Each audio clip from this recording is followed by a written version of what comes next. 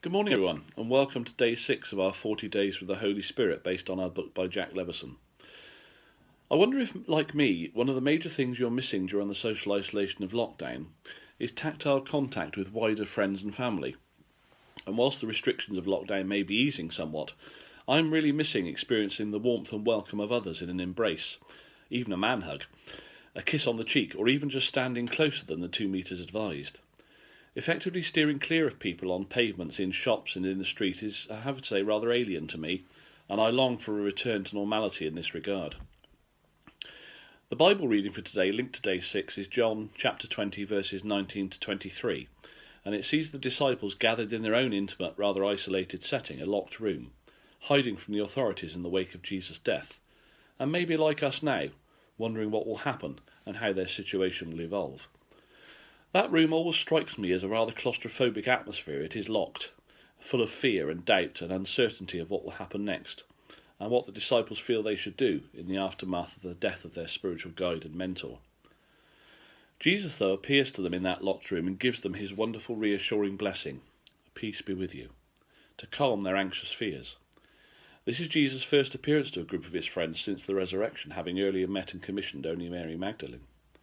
Jesus breathes on them and into them the breath of life in this intimate setting, the Spirit's breath. It's almost like a kiss of life to resuscitate the missional fire in their lives. It's very interesting to note that John's Gospel sees Jesus bringing the Holy Spirit to them not around Pentecost, but on Easter. He revealed his wounds, breathed in his disciples, and they rejoiced in the risen Lord. Like the disciples, when we are afraid in life and of life, Jesus comes to us when we are locked in by fear and breathes his Holy Spirit on us, in us, to give us peace. We will all have areas of life that cause us fear of uncertainty and outcomes, how this situation will resolve itself around our health, our exams, our job prospects, our finances, and of course around COVID-19. But can we see Jesus coming to stand with us, saying, "Peace be with you," to feel his breath on us, his Spirit in our times of fear and worry, bringing us his peace and calming our hearts? In that locked room, Jesus breathed on and into his closest friends and gave them, and thereby us, his spirit of peace, joy and love in troubled times. He really is our bridge over troubled water. I wonder if you have had an experience like the disciples, I hope so, of Jesus coming alongside you in troubled times, of breathing his peace on you, over you, into you. When we have times of anxious concern, was he there for you? Did you pray to him and relay your fears and concerns? With all the uncertainty of our world, where we see a man misusing the Lord's word for political ends, holding up a book he's probably never read, in front of a church he may never have entered, in order to dismiss genuine human concerns, then I hope and pray that we could take time today to let the peace of God, Jesus, resonate in our hearts. Take time to just be. One of the aspects of our current situation I've really enjoyed has been that time to be more quiet and still, to hear the birdsong, to hear the gentle breeze, to feel the gentle breeze, the voice of God, the breath of the Spirit.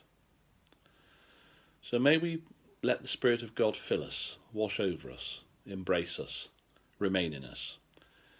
It's Jesus' sending gift to his followers. It's his gift to all of us that no one can take away, that way of living and of being. May we have that time each day to receive it, run with it, live with it, to send peace, joy and love and all the fruits of his Spirit to those who really need it today and in the future. The risen Jesus brought his disciples joy and peace in blessed assurance and relational fellowship. We ask for his peace still today, tomorrow and beyond, in all our lives, in those we meet and those who cry out for it. So may we take the time today to be still, to pray and to wait on the Lord, and then feel his breath in us. And may we know that Jesus says to us now, as he did to his disciples then, "Peace be with you." The disciples had to hide behind locked doors. As we know, our church doors are currently locked. But our church continues, his church continues. Jesus continues to breathe on us and in us, to allay our fears and give us the blessings of his peace. God bless everyone. Have a spirit-filled day. Bye for now.